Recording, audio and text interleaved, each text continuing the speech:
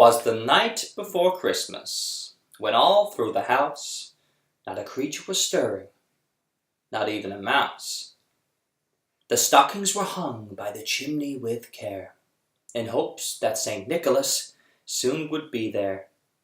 The children were nestled all snug in their beds, while visions of sugar plums danced in their heads.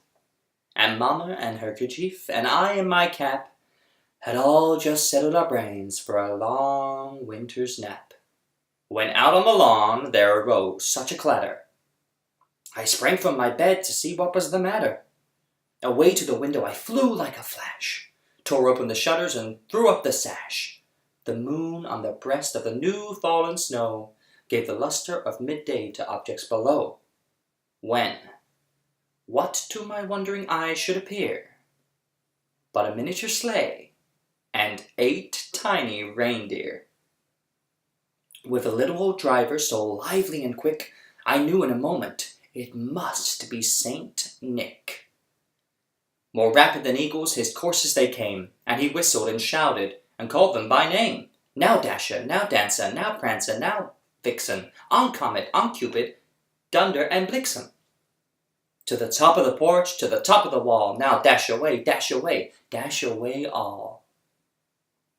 As dry leaves before the wild hurricane fly, when they meet with an obstacle, mount to the sky.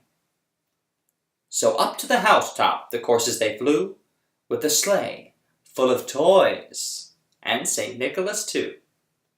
And then in a twinkling I heard on the roof the prancing, the pouring of each little hoof. As I drew in my head and was turning around, down the chimney St. Nicholas came with a bound. He was dressed all in fur, from his head to his foot, and his clothes were all tarnished with ashes and soot. A bundle of toys was flung on his back, and he looked like a peddler just opening his pack. His eyes, as they twinkled, his dimples how merry. His cheeks were like roses, his nose like a cherry. His droll little mouth was drawn up like a bow, and his beard of his chin was as white as the snow. The stump of a pipe he held tight to his teeth, and the smoke it encircled his head like a wreath. He had a broad face and a little brown belly, and it shook when he laughed like a bowl full of jelly. He was chubby and plump, a right jolly old elf, and I laughed when I saw him in spite of myself.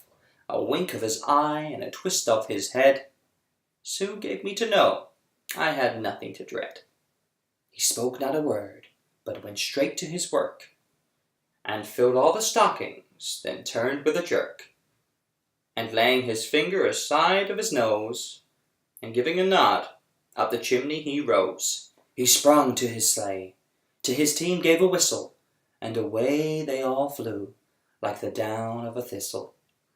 But I heard him exclaim, ere he drove out of sight, Happy Christmas to all, and to all a good night.